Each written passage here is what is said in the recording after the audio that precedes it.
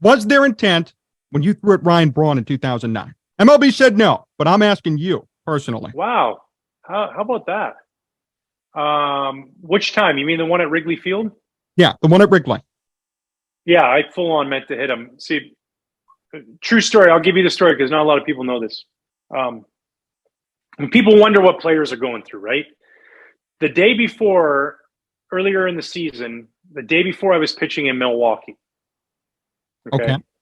You know the story. A lot of people know the story about my daughter Riley, and she was going through a lot of stuff off the field. So I was going through stuff off the field. Well, I had to give a blood transfusion for Riley had a surgery. So the day before my start, I gave a blood transfusion at Lurie's Children's, and then I drove up to Milwaukee and I started against the Brewers. Now, early in the game, it was like the fifth inning, Ryan Braun second at bat. He's leading off the inning, and I kind of wiggle my glove out there, do my thing, and I come up to make a pitch to home plate, and he squares around a bunt. Now, it just caught me off guard, and I threw a pitch that went almost right at his head. But it was 83 miles an hour, and it was a fastball. That's what I mean. It caught me off guard. I was like, oh, he's bunting. Like, what? Ryan Braun's never bunted off me in his career. He's never even tried. and he ducked. And they said it hit him. And come to find out, it didn't hit him. It hit his bat.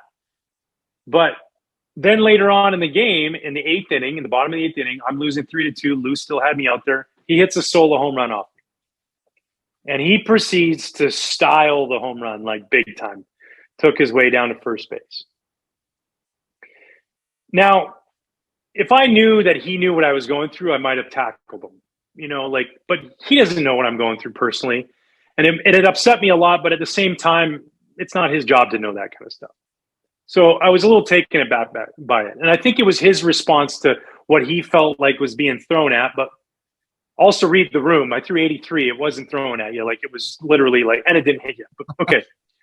So the next day, Trevor Hoffman grabs me and he's like, hey, I talked to Bronny about that. And I told him that's not how we do things, blah, blah, blah. So I'm a pretty approachable guy, John. You know that. Of course. And I'm like, why doesn't he come say something to me? Or let's talk about this. And I can just let him know how I was feeling about it all and that I wasn't throwing at him. I'm not a headhunter. Never have been, I don't think anyways. So now he tells Micah Hoffbauer, who was our first baseman, he gets to first base that next day and he says, hey, tell Demp my bad that sorry about that. Won't happen again. So now I'm mad because I'm like, you can't even talk to me. Like, come on, man. Like, come over and say something. You need to tell my first baseman. So now, pan ahead years later, he comes up and pinch hits. That was a pinch hit appearance at Wrigley. And we're like winning. It's a close ball game. And he comes up in the first pitch. I just roasted him right in the ribs. But the best part was I told Micah Hoffbauer, I said, hey, whenever Bronny gets to first base, tell him Demp said my bad. That won't happen again. So now he gets to first base, and I look over there out of the corner of my eye, and I see Hoffbauer walk over there and go, hey, man, Demp said his bad. Won't happen again. And it was like he just shook his head like, all right, you got me, So, yeah, they can go ahead, send me my suspension. I'll take a 5-day paid vacation. Let's do it.